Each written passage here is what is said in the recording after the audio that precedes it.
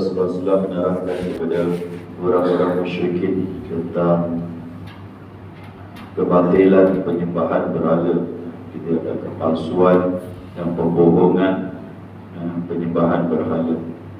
Marah mereka terutama bila dengar Rasulullah SAW datang.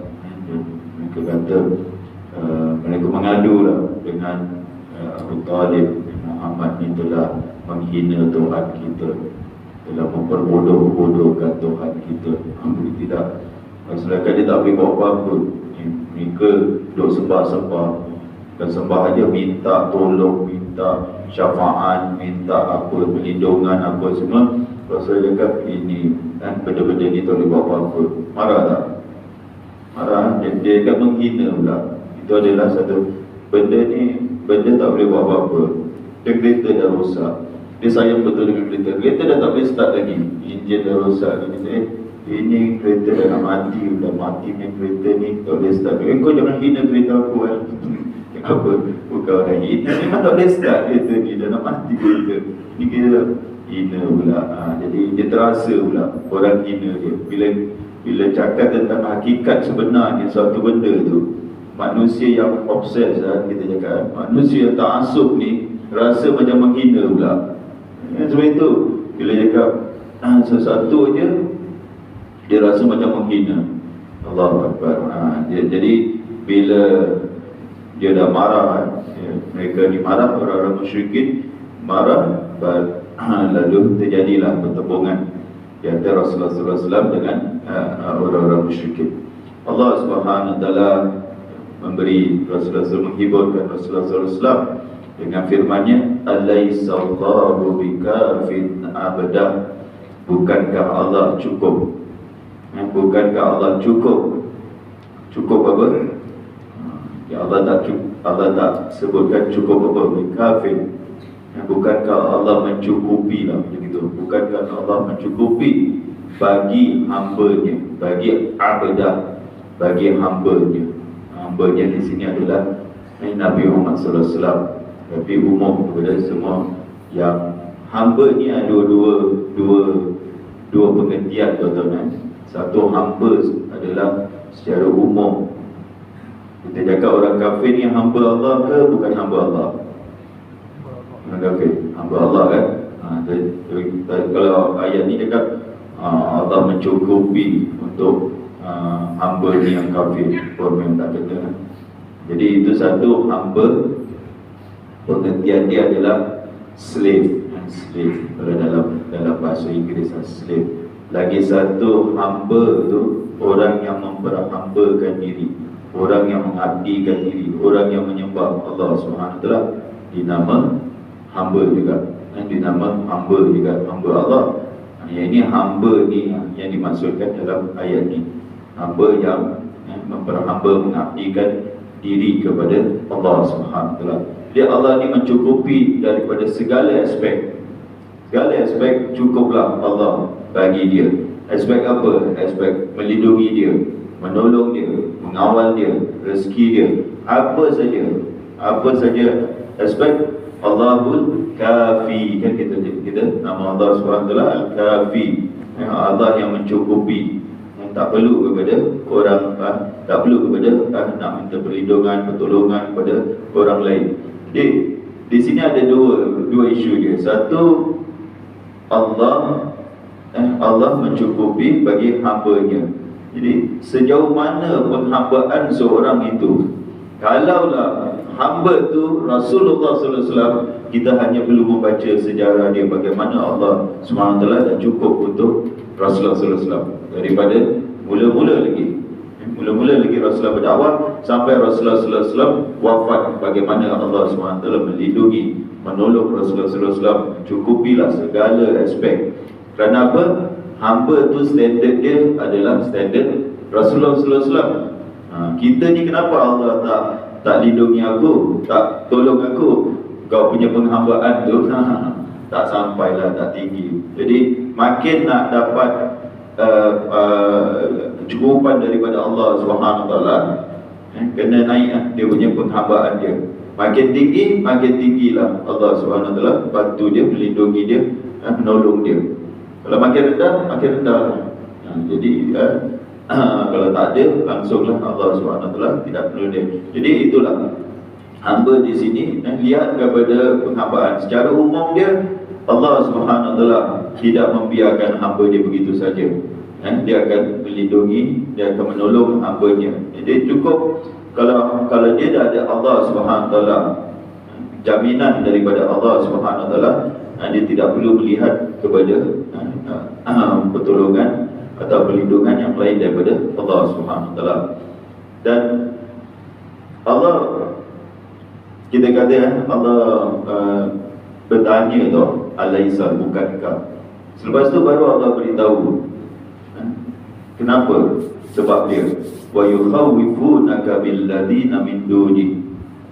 Tengok ayat ni kalau ikut kita punya akal lah,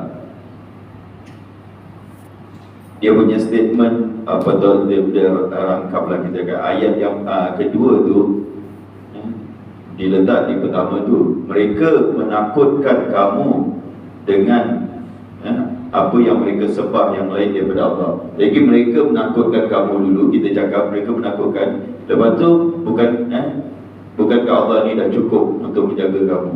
Tak. Tapi Allah SWT dahulukan, bukankah Allah ni dah cukup untuk mengawal, melindungi kamu? Lepas tu baru Allah cakap mereka menakut-nakutkan kamu. Jadi Rasulullah SAW dia dah diberitahu oleh Allah SWT, Allah cukup untuk mengawal dan melindungi dia. Jadi bila dia tahu mereka menakut-nakutkan dia, dan tak jadi hal, Allah SWT dah bagi assurance dia akan melindungi dan mengawal Rasulullah SAW. Mereka nak takutkan Rasulullah SAW. Berarti kita tengok Rasulullah SAW, biasanya orang-orang musyrik ni dia akan menakutkan Rasulullah SAW. Ketika itulah dia menakutkan apa? Dengan sembahan-sembahan dia, dengan berhala-berhala dia. Ini boleh kita dapati dalam kehidupan orang musyrik. Kau tak sembah Tuhan kita, nanti Tuhan kita tipu kau ini, celaka ke, malapetaka ke, Tuhan kita boleh tipukan kau penyakit ke apa. Dia takut-takutkan anak dia kalau tak sembah Tuhan dia. Jadi Nabi-Nabi yang lalu pun ditakut-takuti dengan Tuhan mereka ni, berhala-berhala mereka lah, berhala-berhala mereka. Kau hina berhala kita, kau memperbodohkan berhala kita, nanti kau macam gini lah, macam gini lah. Dia takutkan. Ada seorang kawan tu, ada berhala bawah pokok tu. Lepas tu kalau kau ingat berhala tu tak ada apa-apa, cuba kau duduk atas berhala tu. Dia takut-takutkan, cuba duduk atas berhala tu. Buang kau besar lah, apalah. Dia takut-takutkan. Tu kawan dia duduk aja. Kawan ni duduk ada. Lepas tu ni anak tanya dengan dia, macam ni cerita lama orang ceritakan pada saya. Lepas tu saya tanya dengan dia, betul ke cerita ni? Dia kata betul, tak ada tempat duduk lah. Yang ada bawah pokok tu je. Tapi bawah pokok tu ada benda tu, datuk tu. Jadi dia cakap, kau pergi duduk lah kalau kau berani bawah pokok tu. Dia cakap, aku duduk je bawah atas datuk tu kan. Lepas tu besok semua tunggu apa jadi pada dia besok. Dia duduk je. Jadi mereka takut-takutkan. Mereka takut-takutkan dengan berhala. Seolah-olah berhala ni ada kekuasaan untuk mendatangkan mudarat kepada manusia. Itu biasa. Kita pun ditakut-takutkan dengan berhala-berhala, padahal dia batu dia tak ada. Jadi itu mereka menakut. Itu satu tafsiran. Ada juga orang cakap mereka menakutkan kamu dengan yang lain dari Allah Subhanahu Wa Taala, itu dengan kekuasaan mereka. Tapi yang pertama tu ramai ulama cakap mereka menakutkan billadina, dengan yang selain daripada Allah Subhanahu Wa Taala. Jadi dengan yang mereka sembahan mereka. Wa may yudlilillahu, barang siapa yang disesatkan oleh Allah Subhanahu Wa Taala. Jadi Jadi Allah SWT, sifat Allah SWT, dia memberi hidayat dan dia juga menyesatkan. Dia menyesatkan orang juga. Allah SWT macam mana ni Allah menyesatkan orang? Boleh tak terima? Ayat Quran macam gitu lah.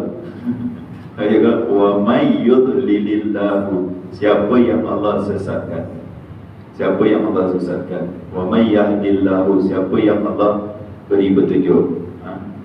Jadi siapa yang Allah sesatkan, siapa yang Allah tunjukkan, duduk macam gitu. Dia punya ayat tu Allah sesatkan siapa yang macam itu.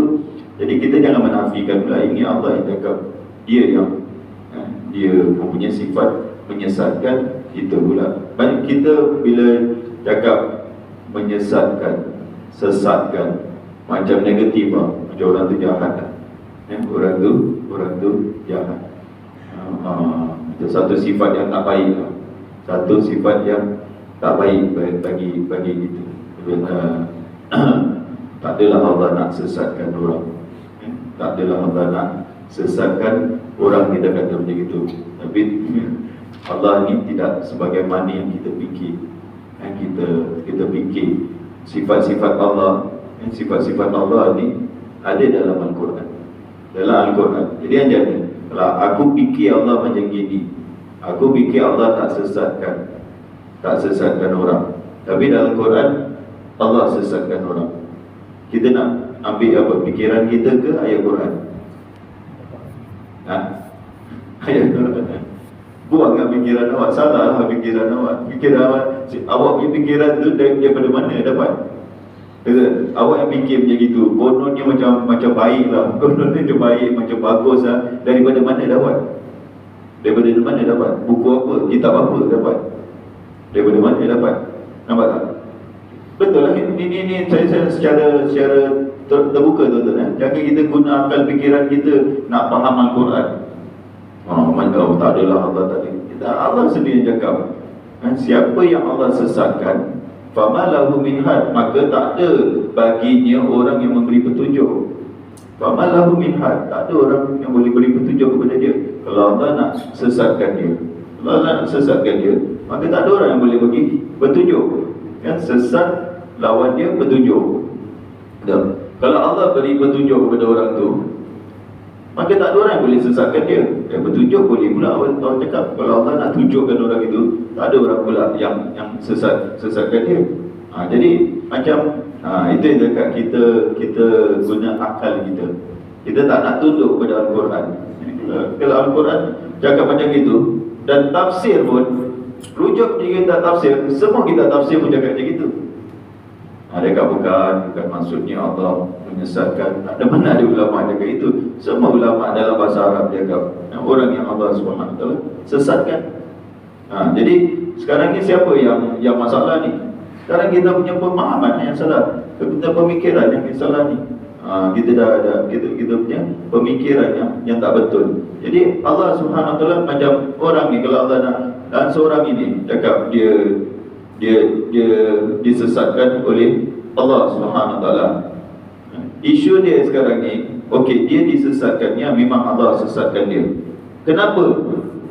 Kenapa Allah SWT sesatkan dia? Mesti ada sebab kan? Kenapa? Sesat ini satu perkara yang tak baik lah. Dan satu perkara yang tak baik. Tapi kenapa terjadi penyesatan, kita kata sesatan oleh Allah SWT. Mesti ada alasan dia. Dia tak nak terima kebenaran. Allah sesatkan dia lah. Orang tak nak terima. Dia beritahu kepada dia perkara yang benar, tak nak dia tolak mentah-mentah lagi, cakap ini bukan ayat Quran, bukan kalam Allah, ini kalam manusia, ini berita dongeng, berita ini, semua dia tuduh. Lepas tu apa? Allah nak beri dia petunjuk. Beri dia petunjuk pun dia tak nak. Kalau beri petunjuk dia tak nak, apa dia? Sekarang ada apa? Petunjuk dengan sesat je. Kalau beri petunjuk dia tak nak apa lagi dia? Apa? Jangan kacau orang tu lah, biarkan dia. Biarkan apa? Dalam apa? Dalam petunjuk ke dalam sesat? Sesat lah. Kalau dia dah tak nak petunjuk, dia disesatkan lah. Dia tak nak petunjuk. Allah SWT akan sesat. Jadi dia okeylah cakap ini jalan sesat, ini jalan sesat, ke kiri jalan sesat, kanan jalan betul. Orang aku tak nak pilih jalan ni lah, aku nak pilih itu. Allah biarkanlah dia sesatkan dia. Dia sesat dah. Allah SWT tak bawa dia, tak beri dia hidayah kepada jalan sini. Nampak tak? Berarti apa? Allah biarkan dia dalam kesesatan. Itu maknanya Allah sesatkan dia lah. Dia pilih jalan yang itu, biarkan. Jadi tu Allah SWT sesatkan. Kalau dalam terjemahan dia lembut sikit, dengan pilihannya yang salah. Barang siapa yang disesatkan oleh Allah dengan pilihan dia yang salah, dia pilih benda tu, jadi dia dalam kesesatan. Allah biarkan dia dalam kesesatan. Kalau dia ni Allah sesatkanlah, biarkan dia dalam kesesatan. Kita bahasa lagi halus lagi, lagi lembut lagi, Allah biarkan dia dalam kesesatan ini. Siapa yang boleh beri dia petunjuk? Siapa? Kalau Allah dah tetapkan dia dalam kesesatan, siapa yang boleh bagi dia petunjuk? Tak boleh. Tak boleh. Allah SWT dah sesatkan dia. Dia disesatkan oleh Allah SWT. Fama lahu min had. Maka tak ada orang pun yang boleh beri petunjuk kepada dia. Wa may yahdi, dia punya lawan dia, wa may yahdillah, barang siapa yang ditunjuki oleh Allah atau diberi hidayah petunjuk oleh Allah SWT. Dia ditulis dalam kurungan, dengan sebab pilihannya yang benar. Fama lahu min mudil, maka tak ada bagi dia orang sesiapa yang dapat menyesatkan dia. Allah SWT dah beri petunjuk. Contoh macam orang ni, dia pilih masuk Islam, orang cakap dengan dia apa pun, nak bunuh dia lah, nak stop dia punya itu, nak ini, dia tak. Macam mana dia boleh tegur sangat dengan keislaman dia? Tegur sangat. Biasa orang kena gertak je, kena itu je. Kerana bagi orang yang tak diberi petunjuk hidayah taufik oleh Allah SWT, kena gertak je. Ada seorang tu datang pada saya, dia akan, kalau saya masuk Islam, keluarga saya akan pulau, saya akan gini, saya akan gitu, gini semua. Saya cakap dengan dia, itu awak kena hadapi, itu choice lah. Keluarga awak akan menolong awak dia nanti di akhirat. Dia macam takut je kita nak cakap macam mana orang ni. Tapi ada orang yang dia masuk Islam dan betul-betul keluarga dia pulau dia, keluarga dia bakar dia, ada sampai nak bunuh dia. Dia steady je dengan dia punya hidayah dia, di atas hidayah. Dia tak lepas dia punya hidayah dia, walaupun macam ni. Jadi orang nak menyesatkan dia, jadi siapa yang tahan ni orang daripada menyesatkan dia? Allah SWT. Sebagaimana Allah beri dia hidayah, tak ada orang pun boleh menyesatkan dia.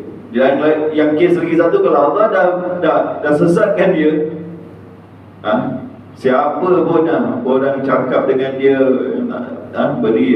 berhujah dengan dia, dia masih stick dengan dia punya kesesatan. Itulah kita nak cakap. Ala kulli hal, hidayah dan sesat ini di tangan Allah SWT. Kita takut sekali kita disesatkan oleh Allah SWT.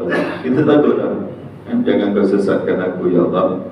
Kita minta apa? Ihdinas siratal mustaqim. Kita minta tunjukkanlah, tetapkanlah kami di atas hidayah. Di atas hidayah, jangan sesatkan kami macam orang yang kau murkai dan orang-orang yang sesat. Itu yang kita takut tu. Kita takut, boleh tak terjadi? Boleh saja. Kalau kita dengan ilmu yang macam gini, hafal Quran pun tak seberapa je, orang yang lebih hafal Quran lebih banyak daripada kita, orang yang lebih alim daripada kita, murtad. Macam mana boleh murtad?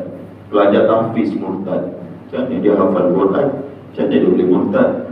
Juga pelajar alim, ulama yang hafal hadis, hafal Quran, kira dah peringkat ulama dah peringkat syekh yang lebih tinggi, pun murtad juga keluar daripada Islam. Kita lagi jadi jangan overconfident sangat. Cukup kita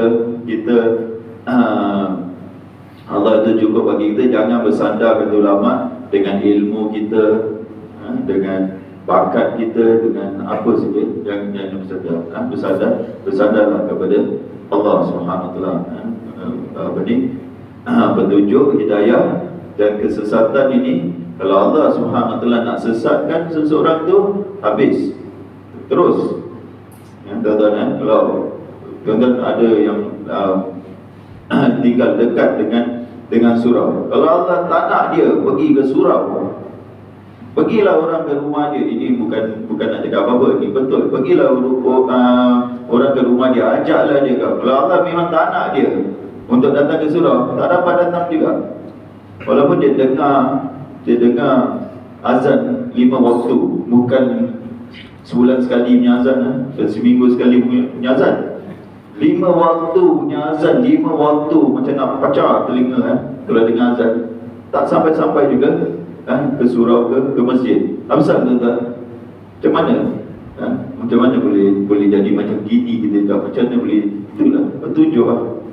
Apa kita cakap? Petunjuk. Orang tak nak solat, apa kita cakap? Petunjuk lah. Allah SWT tak bagi dia petunjuk. Dah bagi dia petunjuk, bukan Allah tak bagi dia dah dapat petunjuk, tapi dia tak terima petunjuk itu, sesat lah dia. Sesat. Orang yang tak solat sesat ke tak sesat ni? Saya tanya tuan-tuan. Jangan takut dia nak jawab. Ini nampak je. Kita ni kalau cakap golongan sesat aja, orang yang sesat je, kita ingat orang yang pelik-pelik punya. Akidah dia pelik lah, intiqad dia pelik, amalan tak. Semua orang yang tak solat sesat. Ini fatwa daripada Ustaz Azhari. Kerana apa? Allah cakap alladzina yuqimuna as-salat. Siapa tu muttaqin? Alladzina, orang yang mendirikan salat. Orang ulaika ala hudam min rabbihim. Mereka itu di atas petunjuk daripada Tuhan mereka. Kan kalau orang tak solat, dia tak di atas petunjuk apa? Dia di atas petunjuk. Jadi dia di atas apa tu? Kalau bukan petunjuk, sesat. Saya tunjuk lagi satu. Ini lagi satu bukti lah. Fatwa mesti ada bukti. Lagi satu bukti yang mereka ni sesat dalam surah Maryam. Tu buka surah Maryam. Kita nak cross reference. Kita buka surah Maryam. Okey, kita tengok ayat yang ke 59. Surah Maryam, surah ke berapa? 19 ayat yang ke 59. Allah kata tentang keturunan nabi-nabi ni tu. Keturunan nabi tu. Fa khalafa min ba'dihim khalfun adha'us salat. Maka mereka ni nabi-nabi. Nabi-nabi ni diganti oleh keturunan adha'us salat. Adha'us salat, yang cuaikan solat. Bukan tak solat cuaikan solat saja. Yang cuaikan solat. Wattaba'u syahawat, dan mengikut syahwat. Hawa nafsu lah, syahwat. Allah cakap fasawfa yalqauna ghayya. Maka mereka akan yalqau, menghadapi, akan menerima ghayya. Ghayya ni di sini satu tafsiran, mereka akan menerima azab di dalam neraka. Orang cuai solat bukan tak solat yang cuai solat aja, Allah cakap mereka akan diazab di dalam neraka. Itu satu tafsiran. Lagi satu tafsir ghayy ini macam kita baca la ikraha fiddin. La ikraha fiddin, qad tabayyana rusydu minal ghayy. Jelaslah rusydu itu hidayah itu daripada ghayy. Ghayy itu apa? Kesesatan. Itu ayat itu. Ulama tafsirkan ghayy ini ada dua tafsiran. Satu azab, satu sesat. Dan sesat kena azab lah. Senang je cakap. Dan sesat kena azab. Jadi Allah kata mereka tu apa? Mereka itu dalam kesesatan. Ghayy, menghadapi kesesatan. Kita nak cakap apa? Mereka bukan sesat, orang yang tak solat. Itu orang sesat. Ini adalah orang sesat. Macam mana awak Islam tapi awak tak solat? Fahaman apa itu? Fahaman apa? Liberal. Fahaman apa? Kita kata fahaman liberal sesat lah. Fahaman apa lagi? Sekular sesat lah. Fahaman orang tak solat sesat tak cakap. Kalau cakap betul-betul dengan khutbah dia sesat orang yang tak solat, orang yang tak solat pun takut. Bersolat lah, tak apa. Sejak bila dah sesat ni? Sejak bila kau sesat ni? Dia takut. Aku tak solat je, aku sesat. Takut tak tuan-tuan? Aku tak solat je aku sesat. Takut tak kita? Pasal kita tak ada undang-undang tangkap orang kalau tak solat, dipenjarakan, itu. Cakap je, kau tak solat kau sesat. Takut tak? Kau sesat tau. Tak solat masuk neraka, tak sesat masuk neraka tau. Memang gitu lah. Atau ayat Quran kita nak bermuka apa? Inilah ayat Quran. Sesat. Kalau dalam ayat yang lain Allah cakap wailul musallin. Neraka wail lagi bagi musallin alladzina hum an salatihim sahun. Siapa itu? Orang yang salat pun masuk neraka. Kalau orang salat masuk neraka, orang yang tak salat macam mana? Masuk syurga. Apa punya fikiran? Yang salat masuk neraka, yang tak salat. Jaga wailul lil musallin alladzina hum an salatihim sahun. Orang yang lalai daripada solat mereka. Dari solat mereka, bukan dalam solat mereka lalai. Dari solat mereka. Dari solat mereka itu apa?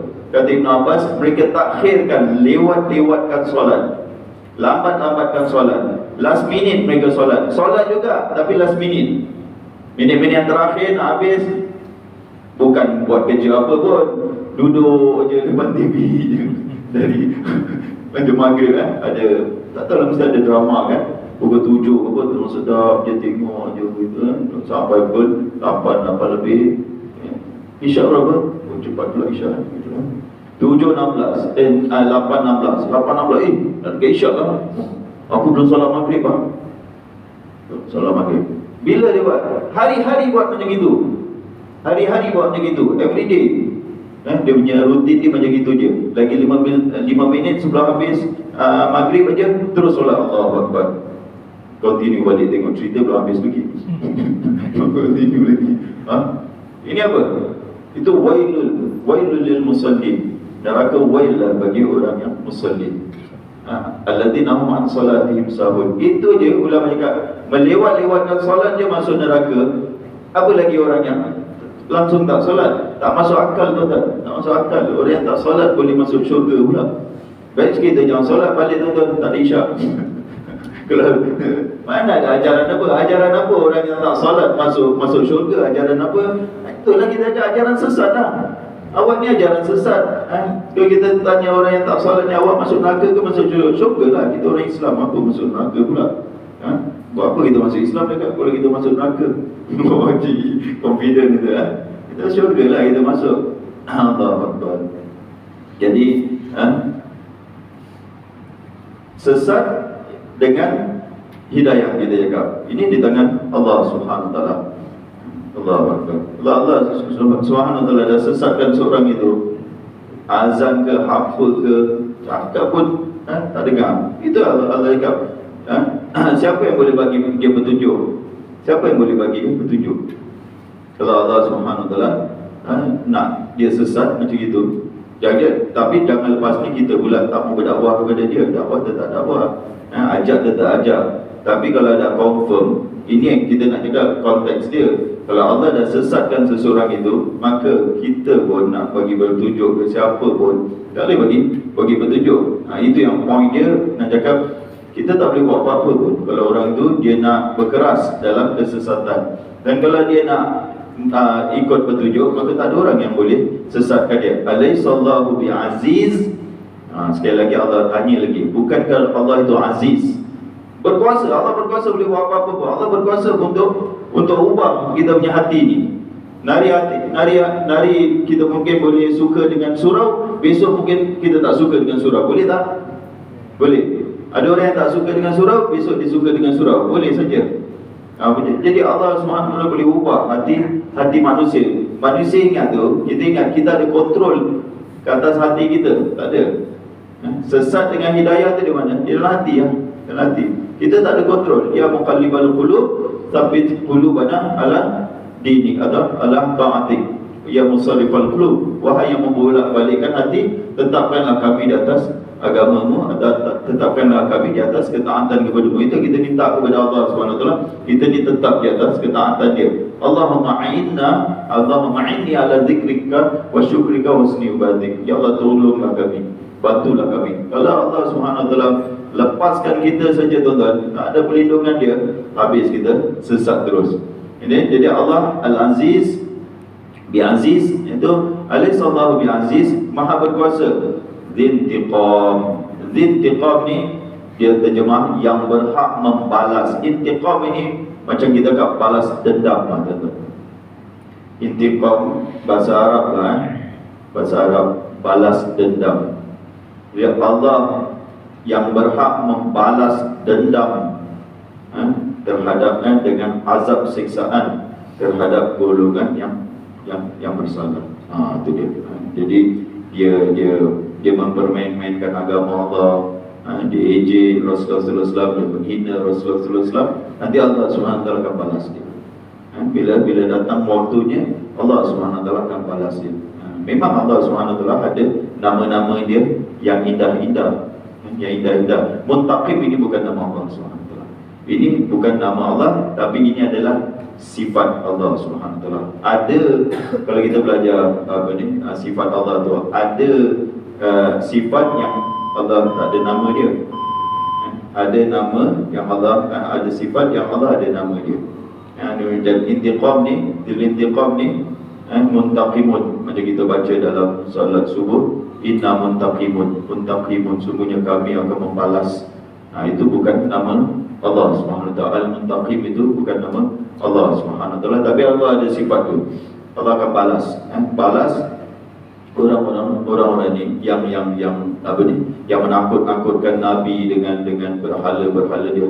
Kalau kita tengok orang-orang kafir ni, dia punya perangai dia punya kurang ajar dia punya biadab dia punya itu, tak boleh tahan kita tengok dia punya biadab dia. Kalau kan dia nak biadab dia majoriti, okey lah. Dia nak biadab dia di India ke apa, dia di China ke, dia di mana, Myanmar ke, atau tempat-tempat mana yang dia tu majoriti tu, dia nak kurang ajar kepada orang Islam, kepada agama Islam, okey lah. Dia majoriti pun dia punya suka lah. Macam di Quraisy, mereka di Mekah ketika itu, mereka majoriti. Orang Islam ada berapa orang aja. Mereka nak berpuasa, tunjuk puasa tu ini dia menumpang tempat orang dia pula tunjuk dia punya. Ada satu video saya tengok, dia cakap kurang ajar betul punya, dia cakap apa, dia video ni, tempat Afrika pun dia nak berpuasa juga. China man tempat Afrika tu dia nak tunjuk dia punya kuasa. Tempat Afrika tu, itu sebenarnya kita tengok Afrika tu power betul orang ni. Saya pergi ke Kemboja, tuan-tuan. Kemboja dia kat habis apa nama, Singhok apa. Saya pernah pergi satu kali tu. 5 tahun yang kemudian saya pergi lagi, dia cakap dah jadi tempat China, dia cakap. Habis dia cakap. Kita semua jadi dia punya hamba je. Dia cakap orang kafir, dia cakap kita jadi hamba dia je tempat sana. Tengok diorang punya biadab dia. Bukan apa, tempat negeri orang lagi, mereka punya biadab tu. Dia punya itu, dia punya besar kepala dia. Itu kita nak jaga, kita nak cakap. Jadi orang macam gini ni, biasa orang mengazab orang-orang Islam ni, biasanya mereka majoriti. Dan Allah SWT akan balas mereka terhadap perbuatan mereka yang zalim terhadap orang Islam ni. Allah SWT, mereka menentang Islam ni bukan bila mereka majoriti, tapi minoriti pun dia menentang Islam. Apa saja kita nak cakap apa, kita akan yang ekstremis ni lah. Hadis 40 pun menentang ni kan, habis semua hadis 40. Tak boleh. Kita nak belajar hadis pun tak boleh. Dan syariat Allah, saya tak tanya dengan tuan-tuan, ada tak orang kafir yang tak menentang syariat Allah, hukum Allah SWT? Almost majority mereka menentang hukum Allah SWT. Kau gila ke nak buat tak ada judi? Kau gila ke nak buat tak ada apa ni, judi ke, tak ada minum arak ke, tak ada apa? Semua hukum Allah semua menentang. Sekarang bukan hukum Allah aja, hadis pun menentang. Tak tahu besok apa. Itu belum berpuasa. Kalau berpuasa, saya first orang yang kena kau. Terus kena tutup balik, Ustaz, tak payah mengajar lagi. Itu dia. Jadi inilah kita menghadapi orang yang menentang kepada Allah SWT. Allah janji Allah akan balas mereka. Ini janji Allah SWT. Allah ni amat berkuasa dan akan membalas mereka, golongan yang bersalah. Wallahu a'lam bishawab. Aqulu qouli hadza astaghfirullahal azim li wa lakum. Assalamualaikum warahmatullahi wabarakatuh.